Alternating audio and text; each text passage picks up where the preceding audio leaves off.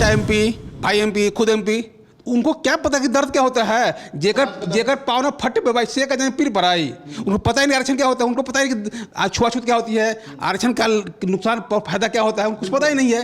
तो जेकर पाँव ना फटे पे भाई से करके जाने पीर पर आई, तो उनको क्या पता कि दूसरा होना क्या है। तो गाँव में कहावत है, अधिया पर माटी काटना, अधिया पर माटी ढोना। हाँ, अब चिराग वही कर रहे हैं, अपना कोई काम धाम है नहीं, तो जो भाजपा का एजेंडा है, भाजपा के जो मुद्दे हैं, उसी को ढो रहे हैं, उसी को गा रहे हैं, उसी को पी रहे हैं, उसी को खा रहे हैं, उसी को सो रहे हैं। आपको ये ब्राह्मणों से भी बड़ा ब्राह्मणों के दादा समझते हैं ना अब कि हम बड़का पंडित हम ही है, तो कुछ हैं।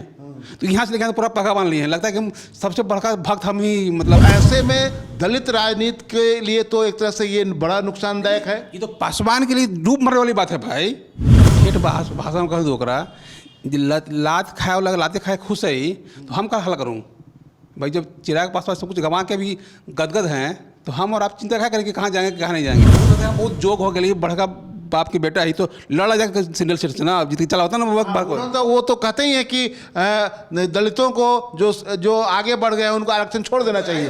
तो सबसे पहले तो इन्हीं को छोड़ना चाहिए ना। लड़िए ना, जो बगल में नवादा है, बगल में औरंगाबाद है, बगल में बांका है, लड़िए, कोई मना कर रहा है आपको। तो लड़वा पहुँचे वही जम्मू हाजीपुर एयरपोर्ट नहीं जब तू सिवान नहीं जब तू जब कहाँ हाजीपुर का है, रिजर्व सीट है। नमस्कार, मैं हूँ हेमंत कुमार, आप देख रहे हैं RAD न्यूज़।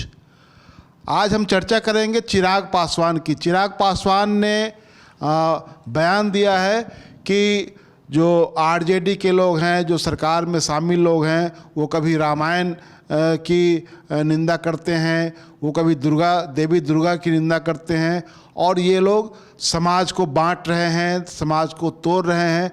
तो आखिरकार क्या ये आलोचना करना, रामायण की आलोचना करना, देवी दुर्गा की आलोचना करना, क्या समाज को तोड़ना है? और आखिरकार चिराग पासवान जो कुछ कह रहे हैं वह बीजेपी की और RSS की भाषा जैसी भाषा क्यों बोल रहे हैं? क्या है इसके पीछे का राज कि चिराग पासवान बीजेपी की भाषा बोल रहे हैं, RSS की भाषा बोल रहे हैं? रामायण की आलोचना होती रही है, बहुत पहले से होती रही है। तुलसीदास की आलोचना होती रही है। देवी दुर्गा पर भी बहुत सवाल उठाए जाते रहे हैं। महिषासुर की भी पूजा इस देश में बहुत सारे जगहों पर होती है।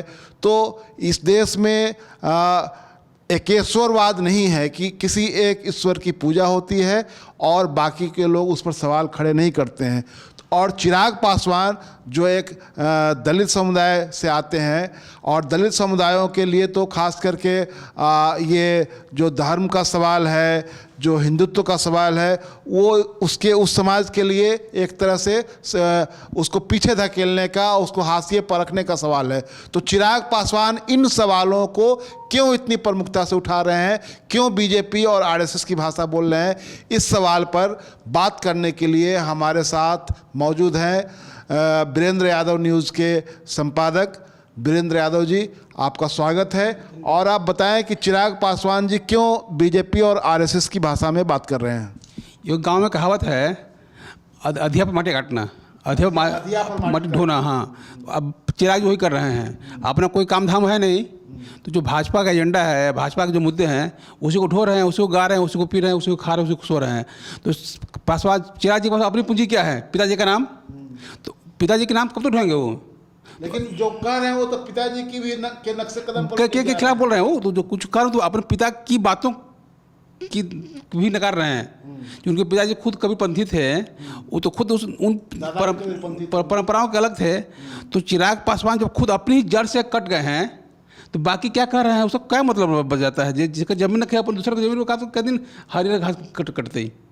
तो ये अधिया पर जो मिट्टी काटने की जो बात कह रहे हैं, गांव में कहा जाता है कि अधिया पर माटी काटना, यानी कि आपको मजदूरी नहीं मिलने वाली है, बस आधा मिट्टी उधर दे आइए काट करके, आधा अपने घर ले जाइए, आपके पास में कोई नकदी नहीं आने वाला है। तो आखिरकार चिराग पासवान अधिया पर मिट्टी काटेंगे तो इनका राजनीतिक भविष्य क्या होगा? इनका भविष्य है क्या? अब अच्छा, चिराग पासवान का पॉलिटिकल भविष्य जमुई, हाजीपुर और रामविलास, 3 शब्द। जमुई, हाजीपुर, रामविलास, इसका आगे कुछ नहीं है। इनके पिता के नाम पॉलिटिक्स करनी है। जमुई की जनता के चूँकि MP हैं वहाँ के, या फिर कल को दावा करेंगे मेरे बाबूजी का हाजीपुर था। चिराग में तो 3 शब्द होता है, जमुई, चिराग, हाजीपुर और रामविलास पासवान, चौथा कोई मतलब नहीं है। मेरा ये मानना है। तो बीरेन जी, ये हम लोगों ने बिहार विधानसभा के चुनाव 2020 में ये देखा था कि उस समय भी चिराग पासवान जो कर रहे थे, लग रहा था कि वो बीजेपी के एजेंडे पर काम कर रहे हैं और उन्होंने नीतीश कुमार को खास करके टारगेट किया और उनके तमाम उम्मीदवारों के खिलाफ अपने उम्मीदवार खड़े कर दिए। और उसमें बीजेपी से आए हुए लोग, बड़े बड़े लोग थे, छोटे लोग ही नहीं थे, उसमें बड़े नामचीन लोग थे जो आए और इनकी पार्टी से चुनाव लड़े। और इनकी पार्टी को तो कोई कुछ हासिल नहीं हुआ, एक विधायक इनके जीते और वो भी चले गए उधर।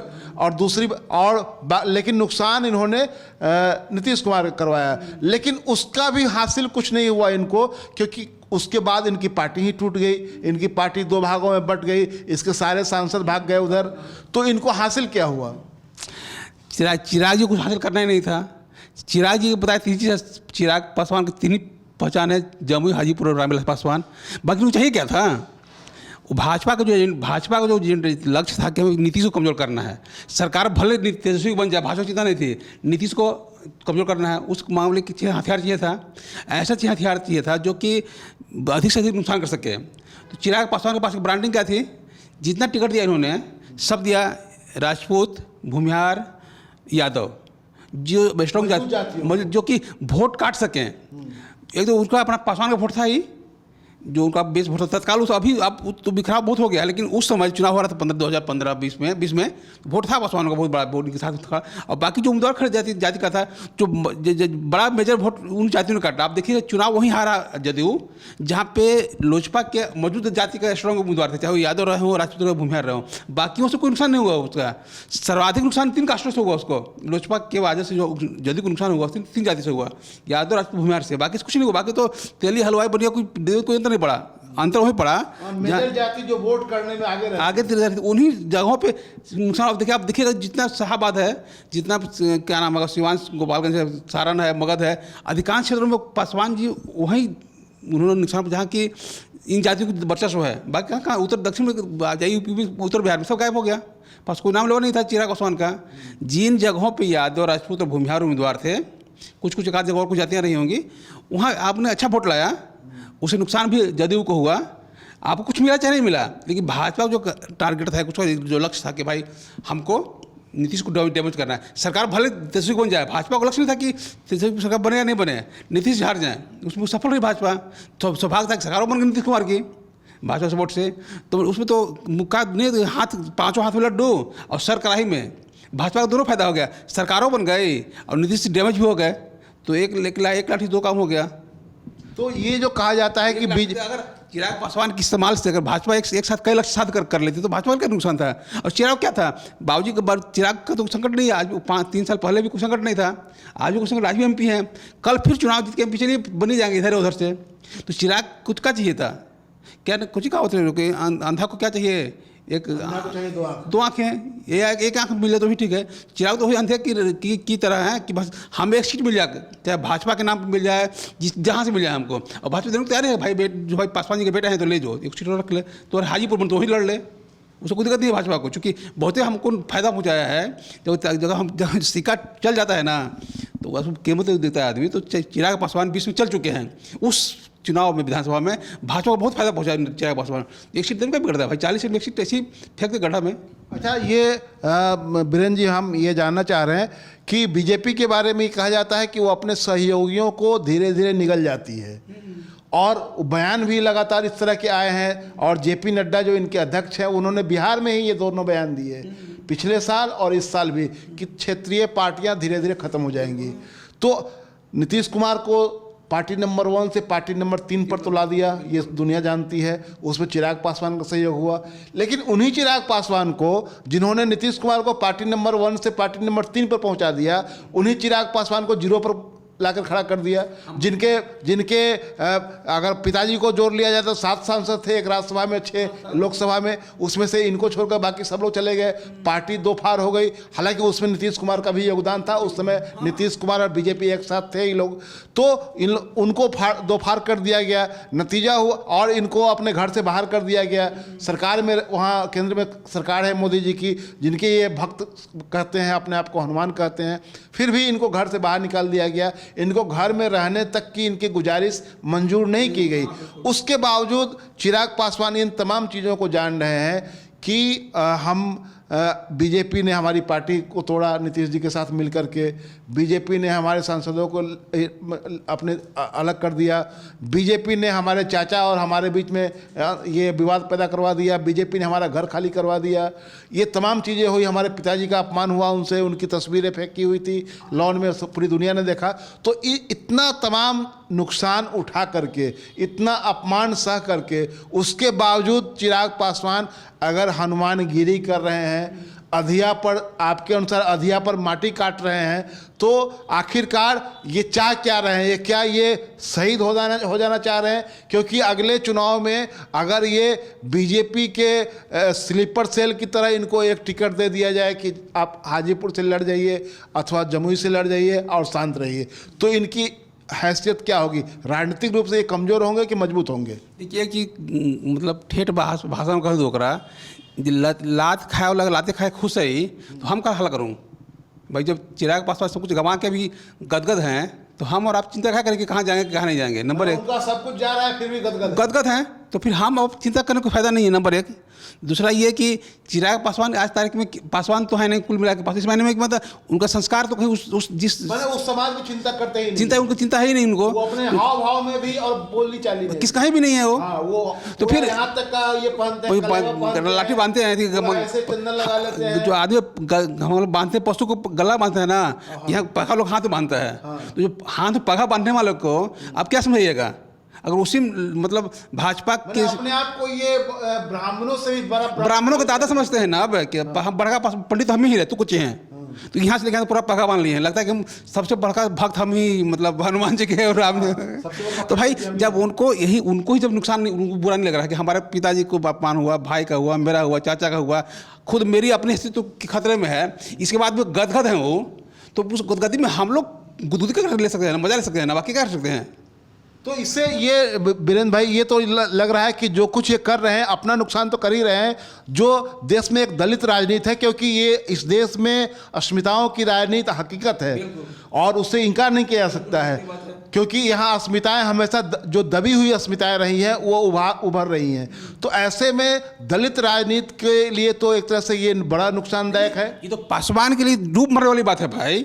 जो पासवान जिसकी आबादी आज 6.5% है, उसको डूब मरने वाली स्थिति है कि उसका नेता ऐसे गिरा हुआ काम कर रहा है कि जो मतलब उसके संस्कारों को मतलब गड्ढा में डाल दे रहा है, या तो उनके हक अधिकारों की बात करने के बजाय उनका और ले जा रहा है। तो जिस जो लड़ाकू जाति रही है भारतीय राजनीति में, भारतीय समाज में, उस जाति का नेता जो कहता है कि हम पसंद नेता हैं कि नहीं जानते हैं, वो कहता है हम नेता हैं, उसका नेता इतना अगर गर्हित काम कर रहा हो, गिरा हुआ काम कर रहा हो कि मैंने हर कुछ नुकसान के बाद बहुत गदगद है, समाज बात नहीं कर रहा हो, वो पासवान की शिक्षा की बात नहीं कर रहा है, पासवान की पढ़ाई लिखाई की बात नहीं कर रहा है, नौकरी बात नहीं कर रहा है, बात क्या कर रहा है? रामायण का, महाभारत का और क्या नाम है सनातन धर्म का। और पासवान क्या बात कर रहे हैं भाई? तो जो पासवान की बात ही नहीं कर रहा हो वो पसंद तो कैसे हो सकता है? जैसे जाति जनगणना में जो रिपोर्ट आई, यादवों के बाद पासवान ही सबसे बढ़ जाती है, लेकिन उन्होंने इस सवाल पर कभी कुछ नहीं कहा कि हाँ हमारे बिरादरी के लोगों की हालत ख़राब है या अच्छी है, उनको कम प्रतिनिधित्व मिल रहा है, कम मिल रहा है, प्रशासन में शासन में कम है कि नहीं है, ये सवाल उनके लिए महत्वपूर्ण नहीं है। क्यों करेंगे? चाचा MP, भाई MP, खुद MP, उनको क्या पता कि दर्द क्या होता है? जेकर पाँव ना फटे पे भाई से का जाने पीर पर आई, उनको पता ही नहीं आरक्षण क्या होता है, उनको पता ही कि छुआछूत क्या होती है, आरक्षण का नुकसान फायदा क्या होता है, उनको कुछ पता ही नहीं है। तो जेकर पाँव ना फटे पे भाई से करके जाने पीर पर आई, तो उनको क्या पता कि दुसाध होना क्या है? वो तो जानने की दुसाध होना भी क्या होता है, दुसाधपन क्या होता है, चमारपन क्या होता है, जानते ही नहीं है। तो उनको क्या मालूम है कि अपमान क्या होता है, सम्मान क्या होता है, स्वाभिमान क्या होता है? उनके पास इसका कोई ज्ञान ही नहीं उस व्यक्ति को। उसके बारे में आप क्या बताइए कि क्या कर रहे हैं समाज के लिए, क्या नहीं कर रहे हैं? बिल्कुल। तो बीरेंद्र जी कह रहे हैं कि ये चिराग पासवान को ये पता ही नहीं है कि दुसाधपन क्या होता है, चमारपन क्या होता है, उसका दर्द क्या होता है, जिसके पाँव न फटे बिवाई वह क्या जाने पीर पर आई। तो उनको उस अपने समाज का, दुसाधों के, चमारों का, मुसहरों के, धोबी के, जितने भी जो अनुसूचित जाति, दलित जाति के, जो दलित समुदाय के जो लोग हैं, उनका दर्द उनको पता ही नहीं है। तो वो इसी तरह के सवालों में उलझते हैं। और जो वीरेंद्र भाई कह रहे हैं कि वो बीजेपी के लिए अधिया पर माटी काट रहे हैं कि देवी दुर्गा का सवाल उनके लिए बहुत बड़ा सवाल हो गया। फतेह बहादुर सिंह ने, जो आरजेडी के विधायक हैं, उन्होंने उस देवी दुर्गा पर सवाल उठाया कि दुर्गा अगर इतना ही शक्तिशाली, इतना ही परम ज्ञानी, परम शक्तिशाली अगर थी तो यह देश कैसे गुलाम हुआ। उनको उस समय तो लड़ने आना चाहिए था देश को बचाने के लिए, अपनी जनता को बचाने के लिए। रामायण की, तुलसीदास की बहुत सारी आलोचनाएं हैं इस देश में। अलग अलग लोग ये कबीर और नानक और रैदास क्या हैं, वो तो तुलसीदास की परंपरा के खिलाफ खड़े हुए। जो धार्मिक प्रतिमाएं, प्रतिमान रहे हैं या प्रतीक रहे हैं, उसके खिलाफ तो चलता रहा है। आज तो चला रहा है, सदियों चला रहा है, चलता रहेगा। लेकिन होती रहती हैं, लेकिन उसमें हम, उस आलोचना में हम खुद अपने अस्तित्व को भूल जाएं, ये दुर्भाग्यपूर्ण है। और चिराग के लिए दुर्भाग्यपूर्ण ये है कि उनकी जो अपनी पहचान है, जो उनका अपना अस्तित्व है, उसको भूल गए हैं कि हम हैं क्या। बिल्कुल, वो अपनी पहचान भूल गए हैं, अपना अस्तित्व भूल गए हैं। और जो एक तरह से बहुत जोग हो गया, बढ़का बाप की बेटा ही तो लड़ा जाकर सिंगल सीट से ना जितनी चला होता ना वो तो कहते ही है कि दलितों को जो आगे बढ़ गए हैं उनको आरक्षण छोड़ देना चाहिए। तो सबसे पहले तो इन्हीं को छोड़ना चाहिए ना। लड़िए ना, जो बगल में नवादा है, बगल में औरंगाबाद है, बगल में बांका है, लड़िए, कोई मना कर रहा है आपको। तो लड़वा पहुँचे वहीं जम्मू, हाजीपुर बदल एयरपोर्ट नहीं जब तू सिवान नहीं जब तू जब कहाँ हाजीपुर का है, रिजर्व सीट है। आप तो उस आरक्षण के दायरे से बाहर निकलिए ना। आप में तो दम है नहीं, आप किसके कह रहे हैं भाई? मरल मुर्दा कहते हैं कि दौड़ रहे, ऐसा होता है। तो सही बात कर रहे हैं। तो वीरेंद्र भाई ये जो कह रहे हैं कि चिराग पासवान अपनी ज़मीन छोड़ करके वो बीजेपी के लिए अधिया पर माटी काट रहे हैं और इससे उनका राजनीतिक नुकसान होगा। वो जो कुछ भी कर रहे हैं अपना तो निजी राजनीतिक स्वार्थ में और न ही समाज के व्यापक स्वार्थ में, वो उनको फ़ायदा पहुंचाने वाला है, वो नुकसान पहुंचाने वाला है। और बीजेपी के बारे में जो कहा जाता है कि बीजेपी अपने सहयोगियों को धीरे धीरे निगल जाती है, तो चिराग पासवान की हैसियत आज यही हो गई है कि वो बीजेपी के एजेंडे को आगे बढ़ाने के लिए कुछ भी कह सकते हैं। वीरेंद्र भाई आप कुछ कह रहा है कि हम लोग पढ़ते हाई स्कूल में ना, तो मास्टर साहब थे, वो कहते थे ना कि मान लो तोर घर पर चोर घुस लो तो तू हमारे परेशान है, बगल खुश हो, फिर वो घुस रहे, वो खुश रहे। ये चोरों भाई तो आज तोरा ही, आज तुम हंस रहे हो, कल वो हंस रहा, परसों तो घूमेगा सबको क्या बारी बारी से। तो भाजपा सिर्फ थोड़े वो खाली नीतीश को खाएगी या आरजेडी खाएगी या किसी को पासवान को खा जाएगी। तो एक दिन खत्म सबको हो जाना है। आप भले आज खुश हुए, उसको उसके यहाँ घुस गया है, हमारे थोड़ा आयल है, कल तो नहीं घुसता हो तो कहिए कि हमारा वो कथी कर रहे, तुरंत ग्रह का करियो। तो होना ही है। चिराग जी उसी दौर में जा रहे हैं कि सब बारी बारी से आएंगे तो हमारा बारी लास्ट में आएगा। हो सकता है हमारा फिर सौभाग्य, ये लगी नहीं है कि मेरी बारी आ गई। नहीं, मेरी बारी आ चुकी है, लूट चुका है, फिर भी खुश हैं। वो सब कुछ गंवा के भी खुश हैं। उसे बड़ा खुशी का किसी को हो नहीं सकता उस व्यक्ति को। बिल्कुल, तो सब कुछ गंवा कर भी अगर खुश है तो उनकी यह खुशी उनको मुबारक हो। और आने वाला समय बताएगा कि बीजेपी के लिए अधिया पर माटी काटने का क्या नतीजा होता है। धन्यवाद वीरेंद्र भाई।